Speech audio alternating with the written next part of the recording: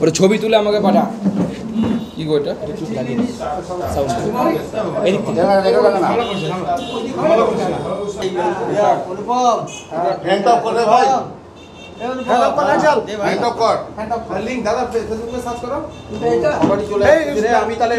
সাংবাদিক বন্ধুদেরকে আজকে আমরা এই সাংবাদিক সম্মেলনে এখানে উপস্থিত হয়েছি। তার মূল বিষয় হচ্ছে, আপনারা জানেন যে গত 22 তারিখে পেহেলগাঁওয়ে যে বর্বরোচিত আক্রমণ হয়েছে এবং যেখানে হিন্দু বেছে বেছে তাদেরকে মারা হয়েছে, তার প্রতিবাদে ভারত সরকারের হোম মিনিস্ট্রি 25শে এপ্রিল একটি নোটিফিকেশান বের করে। এই নোটিফিকেশান সমস্ত রাজ্য সরকারকে পাঠানো হয়। এই নোটিফিকেশানের মূল বক্তব্য ছিল যে এই 22শে এপ্রিল যে ঘটনা ঘটেছে, বর্বরোচিত আক্রমণ ঘটেছে, তার পরিপ্রেক্ষিতে পাকিস্তানের নাগরিক যারা ভারতবর্ষের মধ্যে আছেন তাদেরকে ফেরত পাঠানোর জন্য বলা হয়। ভারত সরকার 22 তারিখে যে বর্বরোচিত আক্রমণ হয়েছে, সেই বর্বরোচিত আক্রমণের প্রতিবাদে বা তার উপযুক্ত ন্যায়ের ব্যবস্থা করার জন্য অনেকগুলো পদক্ষেপ নিয়েছে। তার মধ্যে অন্যতম একটি হচ্ছে সিন্ধু জল চুক্তি বাতিল করা, যা ভারতের প্রথম প্রধানমন্ত্রী জওহরলাল নেহরুর সময় স্বাক্ষরিত হয়েছিল। পাকিস্তানি যারা এসেছেন সার্ক ভিসার মাধ্যমে তাদের ভিসা বাতিল করা, এবং আমরা তারপরে জানতে পারলাম যে গোটা ভারতবর্ষে কতজন পাকিস্তানি নাগরিক তারা এসে বছরের পর বছর ভারতবর্ষে থেকে গেছে। পশ্চিমবঙ্গ সরকার এই বিরুদ্ধে এখনও পর্যন্ত সেইভাবে উপযুক্ত পদক্ষেপ নেয়নি। গতকাল আমরা খবরে মিডিয়ার মাধ্যমে জানতে পেরেছি ব্যারাকপুর এলাকা থেকে একজন মহিলাকে নাকি পুলিশ গ্রেপ্তার করেছে পাকিস্তানি নাগরিক হিসেবে। ভাবুন ভারতবর্ষের অবস্থা। 30 বছর ধরে সেই মহিলা পশ্চিমবঙ্গে বিয়ে করে ঘর সংসার করছে। তার আশেপাশের লোকজন, সরকার কেউ জানেই না যে সে পাকিস্তানি নাগরিক। এখন তাকে পাকিস্তান ফেরত পাঠানোর জন্য, ডিপোর্ট করার জন্য রাজ্য সরকারি পুলিশ তাকে গ্রেপ্তার করেছে এবং তারপরে হয়তো তাকে পাঠানোর জন্য ব্যবস্থা হবে।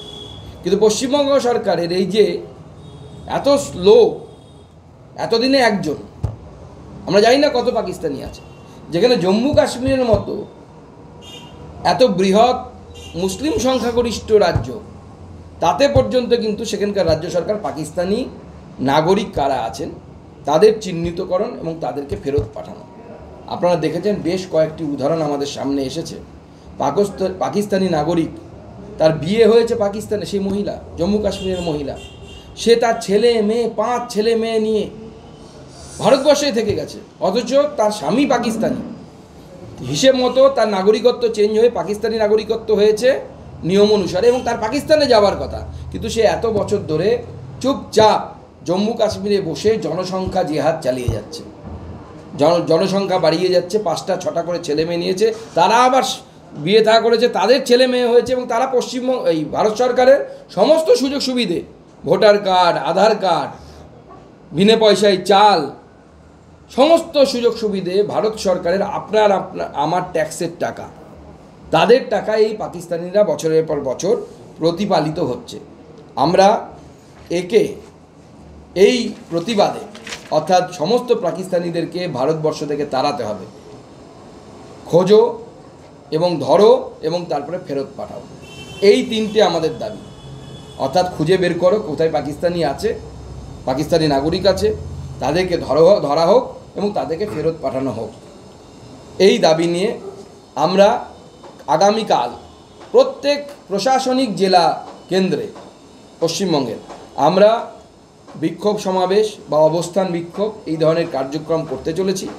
দক্ষিণ দিনাজপুর জেলাতেও আমাদের জেলা সভাপতি স্বরূপ চৌধুরীর নেতৃত্বে ডিএম অফিসের সামনে আগামীকাল লাগাতার ধর্না হবে, আগামীকাল একদিনের জন্য, এবং সেই ধর্নার পর আমরা ডিএমকে ডেপুটেশন দেব এবং ডিএমকে অনুরোধ করব যে তারা যেন রাষ্ট্রপতির কাছে সেই ডেপুটেশন পাঠায়, মুখ্যমন্ত্রীর কাছে সেই ডেপুটেশন পাঠান, যাতে পশ্চিমবঙ্গে বসবাসকারী এইভাবে লুকিয়ে যে সমস্ত পাকিস্তানিরা বসবাস করছে, সেই সমস্ত পাকিস্তানিদেরকে চিহ্নিতকরণ করে তাদেরকে ধরে তারপরে তাদেরকে তাদের দেশে অর্থাৎ পাকিস্তানে পাঠানোর যেন ব্যবস্থা হয়। সেই জন্য আমার সাংবাদিক বন্ধুদের কাছে আজকে আপনাদের কাছে এই বিষয়ে এই প্রেস কনফারেন্স করার জন্য আপনাদের সামনে আসা।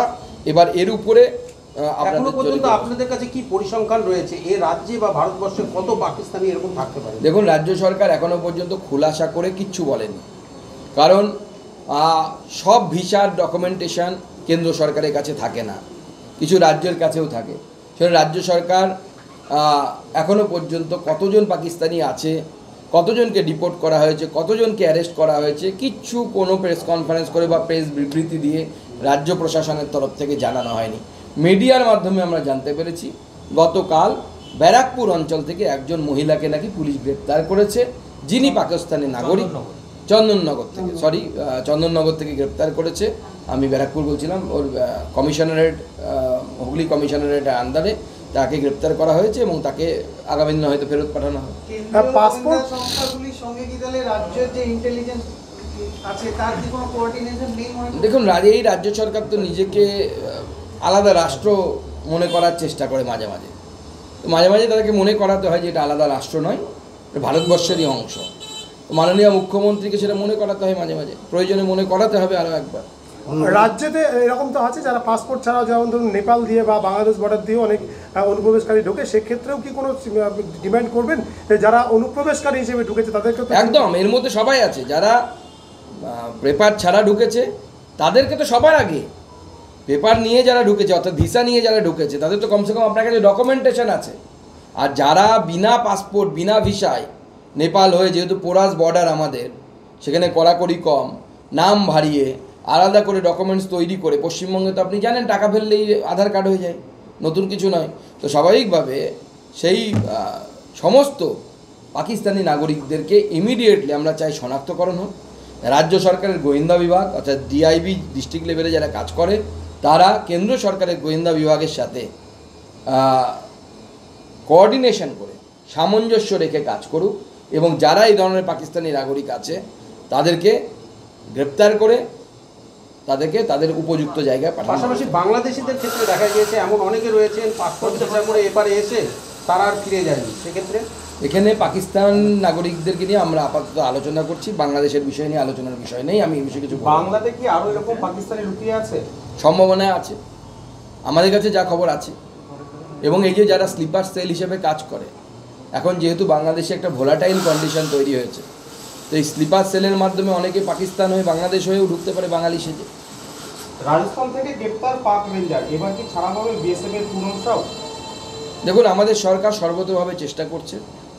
আমি মাননীয় গৃহমন্ত্রীর যে মন্ত্রণালয়, সেই অফিসের সাথে ক্রমাগত যোগাযোগ রাখছি এবং যোগাযোগ রেখে আমরা চেষ্টা করছি পুনম সাহকে ফেরত আনার জন্য। পাকিস্তানি রেঞ্জার কি হয়েছে আমার জানা নেই, এটা অফিসিয়ালি হোম মিনিস্ট্রি বলবে, দেখা যাক কী হয়। মানে এবার ছাড়তে বাধ্য হবে। দেখুন, মিডিয়ার সামনে দেশের সুরক্ষা সম্পর্কিত বিষয় নিয়ে কিছু বলতে হয় না। আমি যেহেতু ভারপ্রাপ্ত মন্ত্রী, একজন MOS, তো স্বাভাবিকভাবে আমি কিছু বলতে পারবো না এই বিষয়ে। আমি শুধু এটুকুই বলবো, হিন্দিতে একটি কথা আছে, সমঝদারোं के लिए ইশারা ही কাফি है। মাটিগাড়া থানা এরপরে বারে বারে আমরা যেটা দেখি যে সীমান্তে কাঁটাতারের বেড়া দেওয়া নিয়ে কেন্দ্র রাজ্য একটা মানে মতানৈক্য থাকেই, এবারও কি সেটাই থাকবে নাকি এটা নিয়ে কোনো? দেখুন, প্রশ্নটা আপনি ভুল জায়গায় করছেন। প্রশ্নটা একদম সঠিক এবং গুরুত্বপূর্ণ, ন্যাশনাল সিকিউরিটির জন্য 100% এটা খুব রিলেভেন্ট কোশ্চেন। কিন্তু এই কোশ্চেনটা আপনাকে তৃণমূল নেতাদেরকে করা উচিত। রাজনীতি তো রাজনীতি থাকবে, কিন্তু দেশ যদি না থাকে, তৃণমূল নেতারা রাজনীতিটা কোথায় করবেন? মমতা বন্দ্যোপাধ্যায় কি শেষে গিয়ে গুজরাটে গিয়ে রাজনীতি করতে হবে, না অন্য কোথাও গিয়ে রাজনীতি করতে হবে? কোথায় রাজনীতি করবেন দেশ যদি না থাকে? তো সেই জন্য সীমান্ত নিয়ে মাননীয় গৃহমন্ত্রী হাউসে দাঁড়িয়ে বলেছেন, হাউসে দাঁড়িয়ে জানেন যে যদি কোনো তথ্য বলা হয় সেটা বিরোধী পক্ষ যদি মেনে না নেয়, তাহলে নিয়ম আছে বিরোধী পক্ষ থেকে দাঁড়িয়ে বলবে মাননীয় গৃহমন্ত্রী বা যেই বলুক না কেন সেই তথ্য দেয় যে এটাকে অথেন্টিকেট করুন, অর্থাৎ এই তথ্যের সত্যতা আপনি প্রমাণ করুন। বিরোধী পক্ষ কেউ করেনি, অতএব গৃহমন্ত্রী যা বলেছে সেটা সঠিক বলেছেন। 400 কিলোমিটারের বেশি, গোটা পূর্ব ভারতে 600 কিলোমিটার ফাঁকা সীমান্ত আছে, 450 কিলোমিটার এই বাংলাতে, বাকি যেটা আছে সেটা পাহাড় আছে, নদী আছে, দেয়া সম্ভব না। বাদবাকি সব জায়গায় হয়ে গেছে, সব রাজ্যে হয়ে গেছে, কোনো রাজ্যে কোনো বিরোধিতা নেই। শুধুমাত্র পশ্চিমবঙ্গে মাননীয় মুখ্যমন্ত্রী নিজের ভোট ব্যাংকের স্বার্থে পশ্চিমবঙ্গের ডেমোগ্রাফিকে পরিবর্তন করার জন্য এই প্রচেষ্টা চালিয়ে যাচ্ছেন, এই সীমান্তে জমি দিচ্ছেন না। ওনার উদ্দেশ্য বাংলাদেশ থেকে এসে মুসলিম অনুপ্রবেশকারীরা তারা এখানে আসুক, ওনার ভোট ব্যাংক বাড়াক, ওনার শেখ শাহজাহান, ওনার শেখ সুফিয়ান, ওনার আরও জাহাঙ্গীর থেকে শুরু করে এরা যারা আছে, পাড়ায় পাড়ায় জাহাঙ্গীর হোক, দুয়ারে জাহাঙ্গীর প্রকল্প, দুয়ারে শেখ শাহজাহান প্রকল্প উনি সফল করতে চাইছেন। মাটিগাড়াতে আজকে সেনাবাহিনীর ক্যাম্পে ঢোকার অভিযোগে গ্রেপ্তার হচ্ছে আসিয়া খান। এবার উত্তরবঙ্গের মাটিগাড়া কি বলবেন? না দেখুন, উত্তরবঙ্গের মাটিগাড়া এবং শিলিগুড়ি করিডর, মাটিগাড়াটা শিলিগুড়ি করিডরের মধ্যে একটা পার্ট, তো স্বাভাবিকভাবে এই এলাকা অত্যন্ত সেন্সিটিভ, দেশের স্বার্থের সাথে জড়িত। বিএসএফ ক্যাম্পে কেন বা সেনা ছাউনিতে কেন ঢুকতে গেছিল, তার গ্রেপ্তার হয়েছে, তার তদন্ত হবে আগামী দিনে, সেটা বেরোবে, সকলের সামনে আসবে। কিন্তু আমাদের অর্থাৎ রাজ্যের সাধারণ মানুষ থেকে শুরু করে মুখ্যমন্ত্রী থেকে শুরু করে সবাইকে এই বিষয়ে যথেষ্ট সচেতন হওয়া উচিত বলে আমার মনে হয়। রুফটপ আর রেস্তোরাঁ রাশ কলকাতা পুরসভার বিজ্ঞপ্তি জারির পরে অ্যাকশন, সারদান অ্যাভিনিউ থেকে বাধা পেয়ে ফিরতে হলো পুরসভা কর্মীদের, কি বলবেন? দেখুন, পুরসভার কর্মীদেরকে কেন বাধা পেয়ে ফিরতে হচ্ছে, তার কারণ হচ্ছে এই রুফটপ রেস্টুরেন্টটা যখন হয়েছিল, আমি হলফ করে বলছি, তৃণমূল কংগ্রেসের লোকাল কাউন্সিলর থেকে শুরু করে অনেক নেতা পয়সা নিয়েছিল। প্রত্যেকটা এই ধরনের অবৈধ কাজ করতে এরা পয়সা নেয়। এমনকি ছোটো ছোটো যারা ডালা নিয়ে বসে রাস্তার পাশে, ডালা নিয়ে বসাটাও অবৈধ, কিন্তু গরিব মানুষ কোথায় যাবে, তারা পর্যন্ত কাউন্সিলর প্রত্যেক ডালা থেকে টাকা তোলে। ভিখারিরও অদম হচ্ছে এই তৃণমূল কংগ্রেস। ভিখারি মানে গরিব মানুষের কাছ থেকেও ভিক্ষা করে এরা লুট করে খায়। এবং আমি আপনাকে বলছি 3 মাস অপেক্ষা করুন, এই যত এখন অভিযান দেখছেন না, 3 মাস পর সব ভুলে যাবেন, আবার ওই জায়গায় দেখবেন গিয়ে দেখবেন রেস্টুরেন্ট তৈরি হয়ে গেছে। রুফটপ নিয়ে আসতে আছে, শহরে থাকবে না কোনো রুফটপ রেস্তোরাঁ। কলকাতার 82টি রুফটপ রেস্তোরাঁ চিহ্নিত, পুরসভা তরফ থেকে নোটিশ দেওয়ার প্রক্রিয়া শুরু। যৌথভাবে রুফটপ রেস্তোরাঁ পরিদর্শন পুরসভা উদ্যম করে। নতুন কোনো রুফটপ রেস্তোরাঁর অনুমতি নয়, রুফটপ রেস্তোরাঁর মিউটেশনও করা যাবে না। দেখুন, এটির নিয়ম কতদিন চলে সেটাই দেখুন। এরপর হয়তো দেখবেন যে মিউটেশন ছাড়া বা পারমিশন ছাড়াই লোকাল কাউন্সিলরকে একটু পয়সা দিতে হবে, রেটটা বেড়ে যাবে, দিয়ে আপনি রেস্টুরেন্ট চালাবেন, কোনো অসুবিধা নেই। ফেলেও করি মাখো তেল, দারুণ ফর্মুলা তৃণমূল। জাল নোট পাচারকারী গ্রেপ্তার হয়েছে, প্রায় 34 লক্ষ টাকা ভারতীয় জাল নোট উদ্ধার হয়েছে। বাংলাদেশি যোগ রয়েছে কিনা খতিয়ে দেখছে। দেখুন, এই ধরনের ঘটনা এখন যদিও অনেকটা কমে গেছে। আগে যেমন আমরা প্রতি মাসে 2-3 করে দেখতে পেতাম কালিয়াচক থেকে ধরা পড়তো। এখন যেহেতু নোটবন্দি হওয়ার পর অনেকটা কোমর এদের ভেঙে গেছে, তবুও কিছু মানুষ চেষ্টা করছে। স্বাভাবিক, কেন্দ্রীয় এজেন্সিগুলো সেটাতে সতর্ক আছে এবং ধরাও পড়ছে তারা খুব তাড়াতাড়ি। তো স্বাভাবিকভাবে কেন্দ্রীয় এজেন্সিগুলো তাদের কাজ করছে। স্বরাষ্ট্র মন্ত্রক এবং সেনা তো যা করার করছে, কিন্তু এই ঘটনার পরে বিরোধী দলগুলি বারবার প্রশ্ন তুলেছে যে কেন্দ্রীয় গোয়েন্দা সংস্থার এটা একটা ফেলিওর। আপনি সেটা মানেন? দেখুন, কেন্দ্রীয় গোয়েন্দা সংস্থার ফেলিওর কিনা সেটা কেন্দ্রীয় গোয়েন্দা সংস্থা বলবে। তো সেখানে তো রাজ্য সরকারও ছিল। রাজ্য সরকার তো এত তাড়াতাড়ি ভোট করে রাজ্য সরকার করার কথা তো আমরা বলিনি, বলেছে তো সুপ্রিম কোর্ট। আমরা তো সুপ্রিম কোর্টের নির্দেশ পালন করেছি শুধুমাত্র। সব জায়গায় বুঝতে হয়, সব জায়গায় নাক গলাতে হয় না। সুপ্রিম কোর্ট বলেছে, সেটা করেছে, আমাদের সরকার করতে বাধ্য হয়েছে সেখানে সরকার স্থাপন। কিন্তু 370-এর পর একটা কুলিং পিরিয়ড দরকার ছিল, যেখানে সেনাবাহিনী সমস্ত ব্যবস্থা দেখছিল। সেনাবাহিনীর হাতে যতদিন ছিল ততদিন কিচ্ছু হয়নি, অর্থাৎ রাষ্ট্রপতি শাসন নিয়ে যতদিন ছিল ততদিন কেন এই ধরনের ঘটনা ঘটেনি, এই বিষয়টাও আমাদের একটু মনে হয় গুরুত্ব সহকারে ভাবনা চিন্তা করা উচিত। এবং মাননীয় প্রধানমন্ত্রী দেশের এই 140 কোটি মানুষের দায়িত্ব সেনাবাহিনীর হাতে দিয়েছে। 140 কোটি মানুষের বিক্ষোভ এবং আক্রোশ, তার পরিপ্রেক্ষিতে কি করতে হবে সেই দায়িত্ব কেন্দ্রীয় সেনাবাহিনীকে দেওয়া হয়েছে। তারা এক্সপার্ট। আপনার গল ব্লাডারে স্টোন হলে কখন অপারেশন করতে হবে সেটা যেমন আমি বলতে পারবো না, ডাক্তারবাবু ভালো বলতে পারবে, তিনি জানেন ভালো, কারণ তিনি এক্সপার্ট। সেটা কখন কি করতে হবে সেটা সেনাবাহিনীকে ঠিক করতে দিন, কারণ তারা এটার এক্সপার্ট। তো স্বাভাবিকভাবে কি করতে হবে এটা পলিটিক্যাল ডিসিশন, সেটা সরকার জানিয়ে দিয়েছে সেনাবাহিনীকে। টেকনিক্যাল ডিসিশন সেনাবাহিনী নেবে। জাল নোট পাচারকারী গ্রেপ্তার, প্রায় 34 লক্ষ টাকা হয়ে গেছে। রিজেন্ট পার্কে 3 শিশুকে মারধরের অভিযোগে এক প্রমোটারের বিরুদ্ধে গ্রেপ্তার প্রমোটার প্রণত সাহা। রিজেন্ট পার্কের ঘটনা। তো প্রমোটারের রাজি চলছে এখন, তারা ভাবছে তো যা ইচ্ছে তাই করব। মমতা বন্দ্যোপাধ্যায়ের তো প্রমোটার, সরকারটাতেও প্রমোটারদের সরকার ভেবেছে বাচ্চাকে মারবো, এবার পাবলিক খেপে গেছে তাই অ্যারেস্ট হয়ে যাবে, 2 দিন পর বেরিয়ে এসে আবার মারবে, দেখবেন ওই বাচ্চাগুলোকে। জীবিতকে মৃত দেখানোর বিপাকে পরিচারিকা লক্ষ্মীর ভাণ্ডারে ঢুকছে না টাকা, এমনটা অভিযোগ কাথির রীতা রানী রেয়ার। এটা লোকাল লেভেলে বলবো। শামশেরগঞ্জে অশান্তির জন্য সাসপেন্ড তৎকালীন ওসি, সাসপেন্ড শামশেরগঞ্জের তৎকালীন ওসি শিবপ্রসাদ ঘোষ। মুখ্যমন্ত্রী সফরের আগে আবার সাসপেন্ড হলো পুলিশ আধিকারিক জালালউদ্দিন আহমদকে সাসপেন্ড করা হয়েছে, কর্তব্য গাফিলতি অফিসার সাসপেন্ড। কেন এরা সাসপেন্ড হয়েছে কিছুই তো আমরা বুঝতে পারছি না। মুখ্যমন্ত্রী এখানকার যে প্রোটোকল, পুলিশের যে প্রোটোকল, যে 4 ঘন্টা বডি পড়ে থাকলো, বাড়ি ভাঙচুর হলো, পুলিশের সামনে মন্দির ভাঙচুর হলো, পুলিশ কিছু করেনি, এটা তো নতুন কোনো প্রোটোকল নয়। অঙ্কুরহাটিতেও তো তাই হয়েছিল, হিন্দুদের মন্দির ভাঙা হয়েছিল পুলিশের সামনে।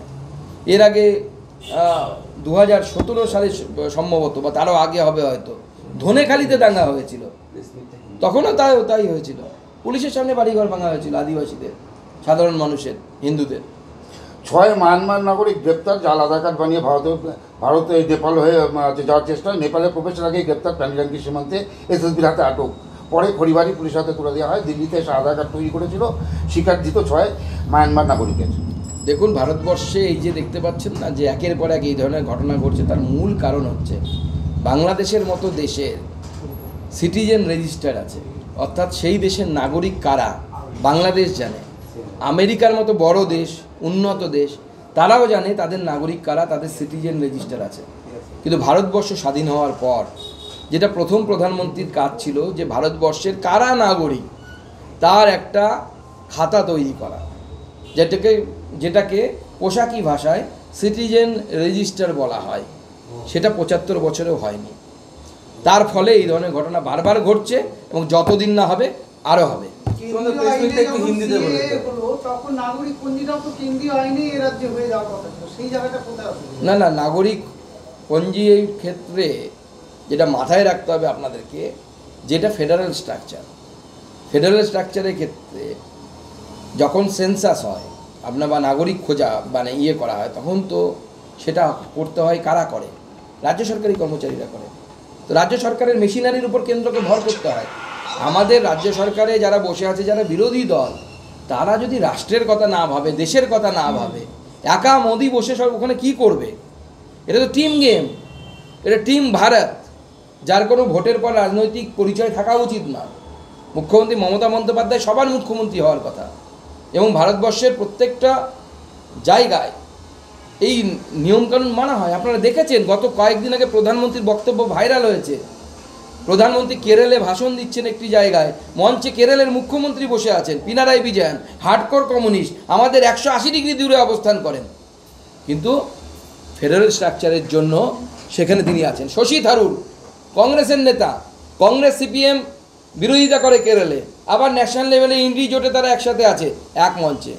ওখানে উপস্থিত ছিলেন আমার বন্ধু জন ব্রিটাস, সিপিএমের রাজ্যসভার সাংসদ, খুব পরিচিত মুখ কেরলে, আমরা একসাথে এক কমিটিতে ছিলাম, আমার খুব পরিচিত বন্ধু, সিপিএমের রাজ্যসভার সাংসদ, তিনি ওই মঞ্চে প্রধানমন্ত্রীর সাথে। এই ধরনের রাজনীতি পশ্চিমবঙ্গে হয় না, তার ফলে পশ্চিমবঙ্গ দিনের পর দিন পিছিয়ে যাচ্ছে। হয়ে গেছে।